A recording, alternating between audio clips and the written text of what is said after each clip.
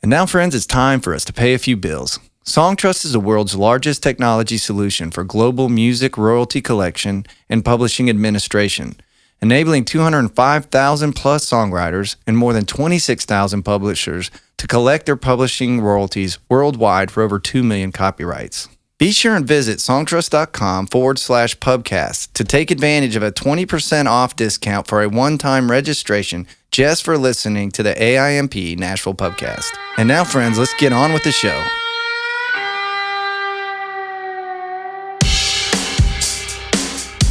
My friends, welcome back to the AIMP Nashville Pubcast. In this episode, we sit with Seth Mosley. First and foremost, a songwriter and producer, a Grammy and Dove winning one at that, but also owner of Full Circle Music, which is a publishing company, production company, and also an academy. So he's also an educator. He's also a host of Made It in Music podcast.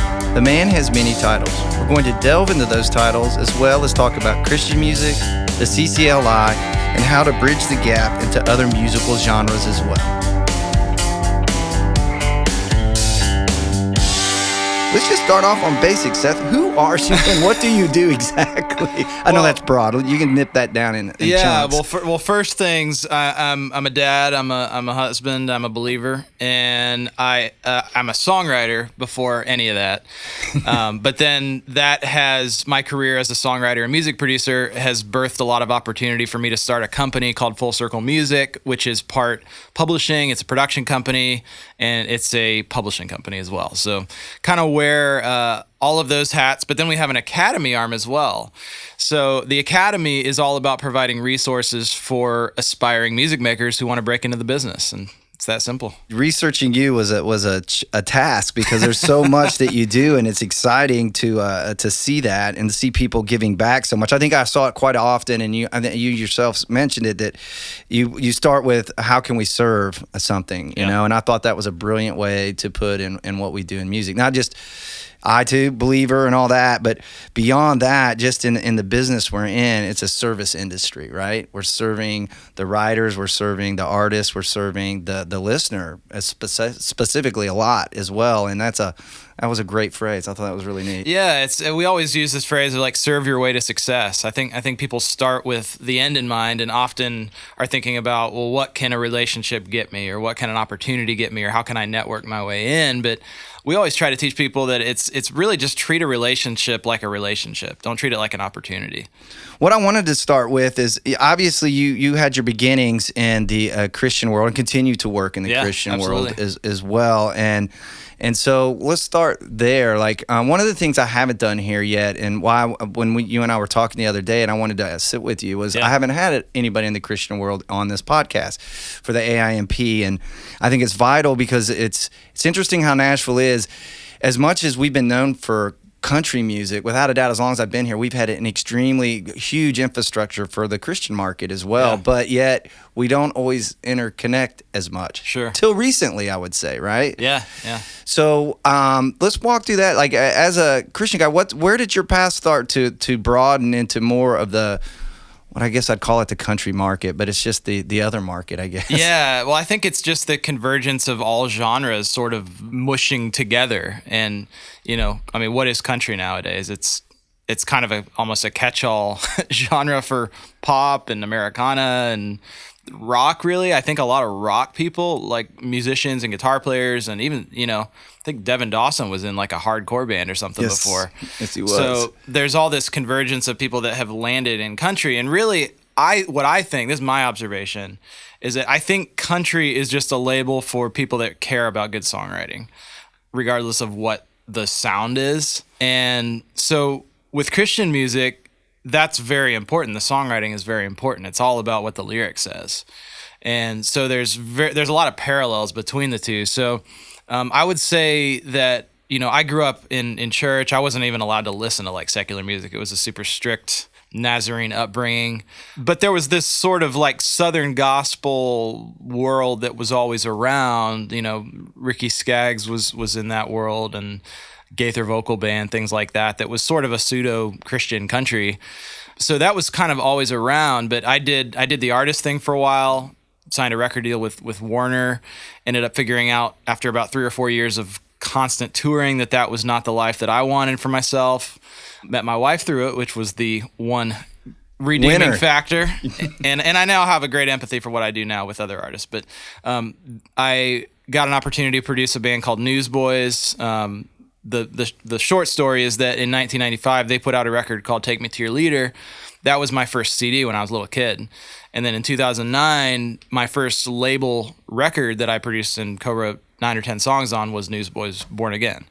So it was this whole kind of full circle moment, hence the name for our company. And so that's where the name came from. That is where the name came from. Fantastic. I love when there's a tie-in. Because most names are not random, so to speak, but that's great. That's fantastic. I think there's a lot in the name. So, a lot of people have asked me, is that is it because it's Circleville, Ohio? That's where I'm from. I was like, actually, I didn't even think about that. But it circles on everything. Circles on everything. Yeah. Well, let's start, because they are kind of different, and you have the great aspect of seeing both, but let's speak specifically onto the Christian side. You said obviously you got into it being a musician, but I am not as familiar, like how to break in, what to do. What are some avenues, some young up-and-coming talent in that world? How is it best to get exposed into that marketplace and get a deal and that kind of stuff? And how similar or different is that from what you're seeing on the other side? I mean, there's some similarities. The big differences is just where it all kind of starts. The Christian market really centers around the church, whereas the country market maybe centers around your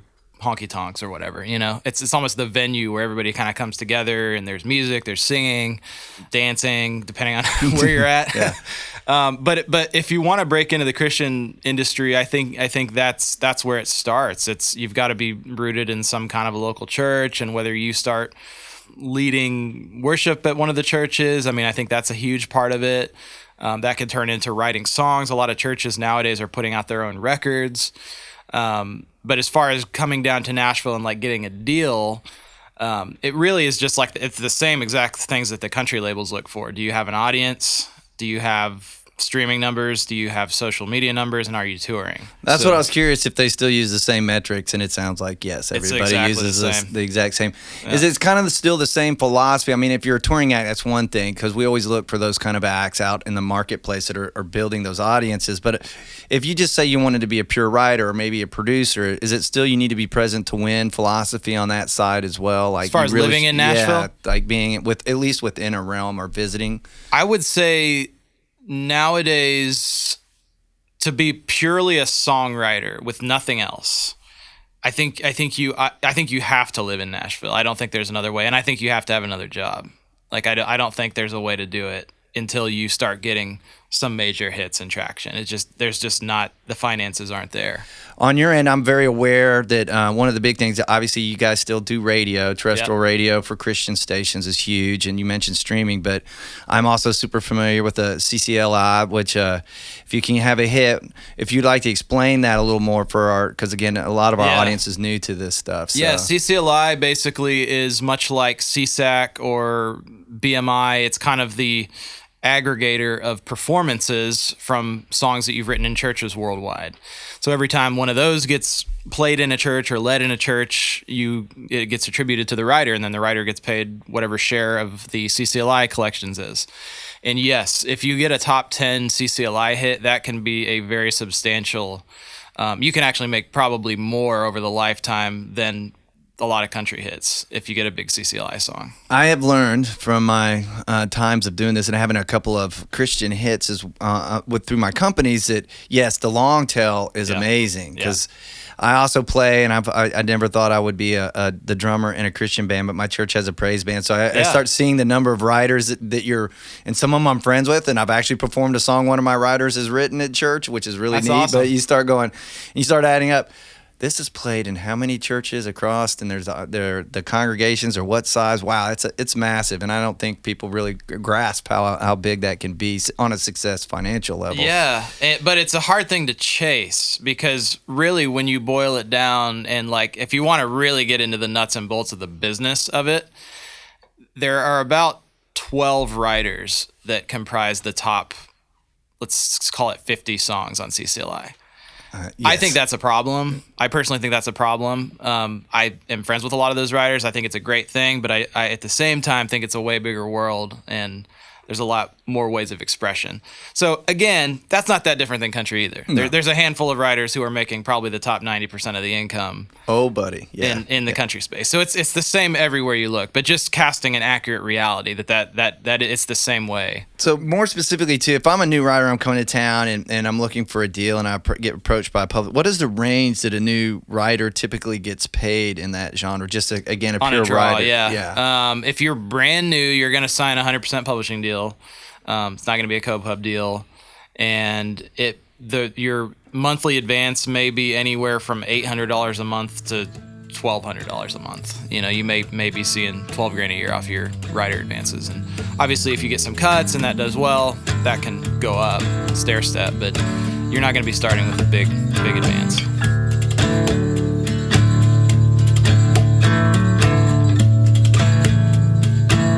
Is there anything else that you would note that would be intrinsically different in the deal or an approach to going into the Christian market that might be a little different than the country or outside market?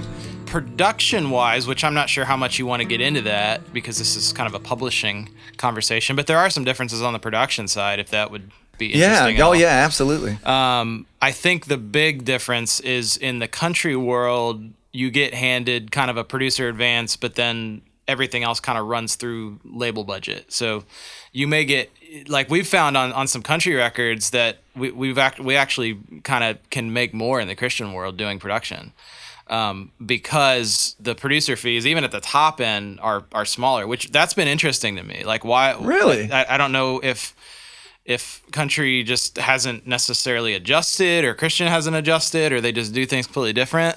But yeah, you can do okay at the top end of the Christian world if you're a producer. To break that down differently so you don't have to give up specific numbers necessarily, not like there's some secret sauce in some of this, but so the album budgets bigger, or are they about the same and just the producer gets paid a little more? I think the producer gets paid, you basically get like kind of a full all-in budget. Okay. In the Christian, whereas in country you might get, let's say at the top end, $3,500 or $4,000 a song as a producer fee. And that's a high producer fee in the country market. That's an established producer or up, yeah. Very established. But then players get paid usually at union scale. Right. They pay the engineers separately, they pay the editors separately, they pay all the other stuff separately. So the budget might be slightly bigger in the country. It's just the producer gets a little bit less of it, I think.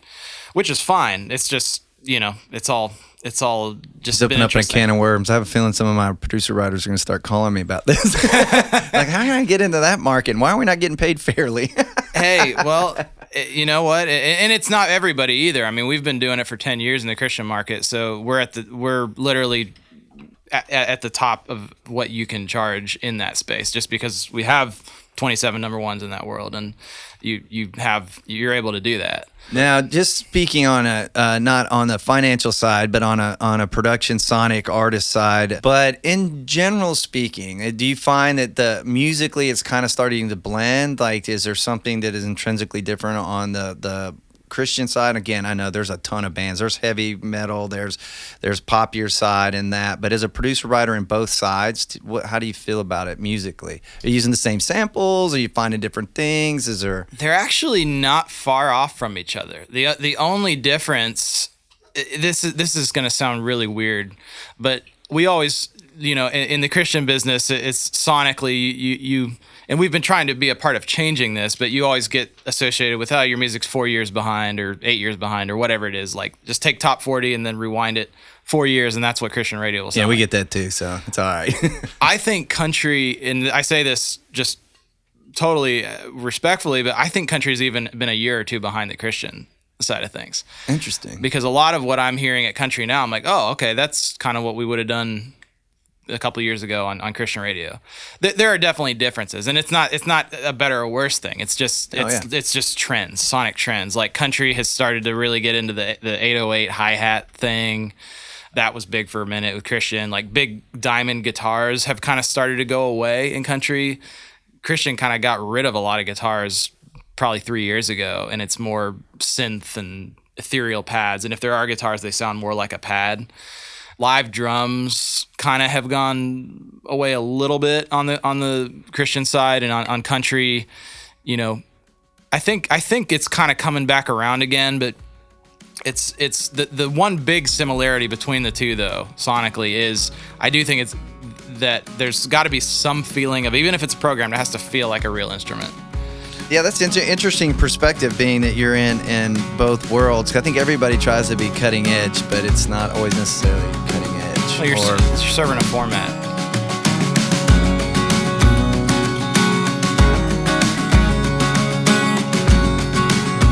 Having started off in the Christian market and starting to broaden, and like I know we worked with High Valley and produced that record, and I know that you're writing with some of my writers. What did that? I'm assuming it was kind of a natural progression for you. Was it something you said, you know what, I want to get into that, or did it just sort of happen for you? Well, the High Valley thing was really organic. I think we met, the real story is we met in a hot tub in Washington.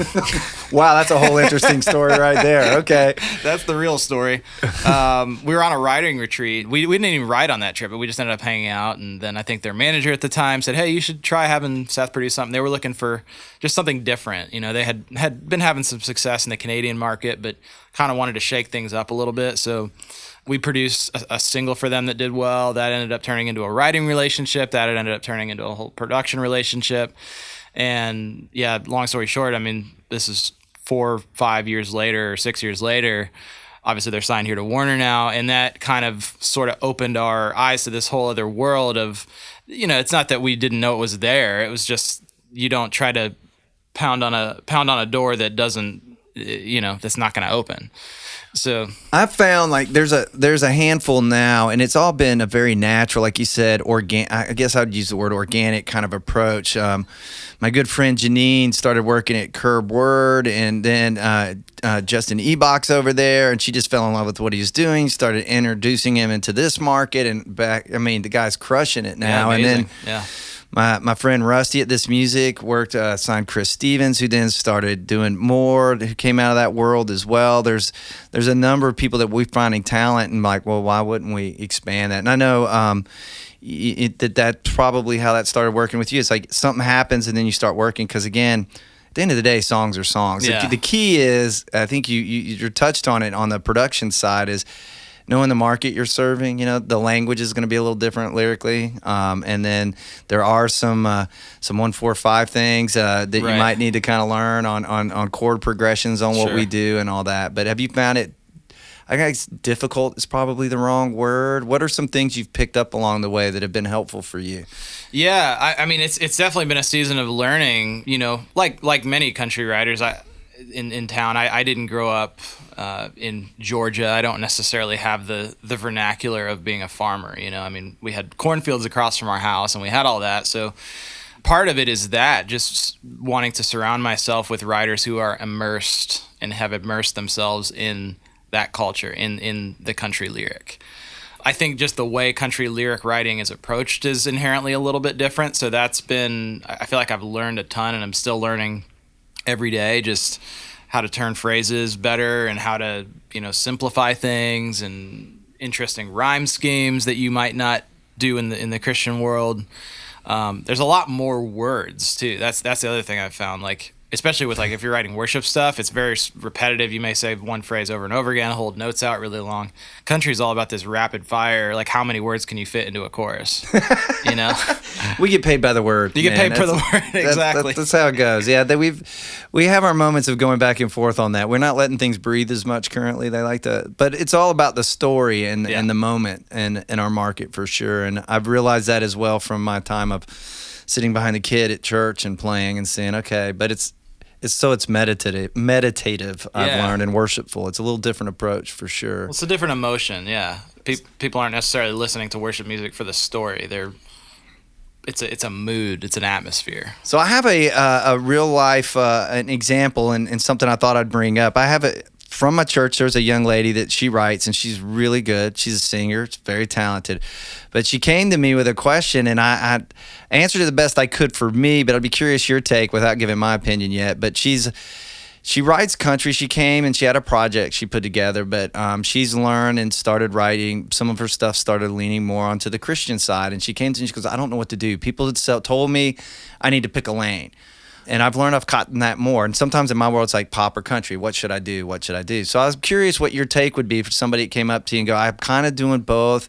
Help me out. What would be your advice here? Man, I kind of, this is my analogy, because it is a great question and one that every new writer should be asking, because I do think it's really important. But in the beginning, I think it's kind of impossible to know. Like, you kind of have to look at it like a two-ended funnel, I think. Like, you start really wide, and then you maybe start to narrow it down once maybe you get one cut, and that's the thing of like, okay, well, this person liked that, maybe I do more of that. Or maybe you get a song that starts getting played in churches or whatever, and then, okay, well, maybe I hone in on that. So I think it's just more following momentum, and then really like laser focusing in on that once you figure out what that thing is. And then once you've kind of mastered that, which, that can take years, you can kind of start branching out from there. At some point, you do have to sort of narrow it to get good at a skill set. Yeah. And whether it be in the Christian market or it be in the pop or the country or whatever, again, you can play in each field, but to be successful, I do think at some point you kind of have to lay a stake and go, okay, here's where I'm going. Yeah.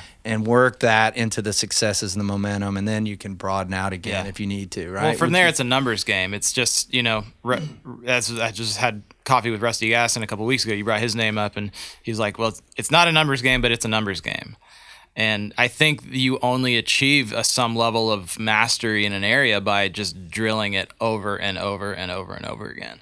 That's awesome. Thank you so much, Seth. This has been awesome. I can't wait to get this out there to everybody to hear. Yeah, so just as a thank you for having me on the show, I love the show, by the way. I am a listener. I've subscribed to it. Highly recommend everybody who's listening, if they haven't already, subscribe, leave a rating and review. And then the last thing I would say, just as a thank you to you for having me and to your audience, is we always say to never show up empty-handed, to always bring a gift. So our gift is a free songwriting course. For anybody that's interested, they can get that at fullcirclemusic.com/songwriting.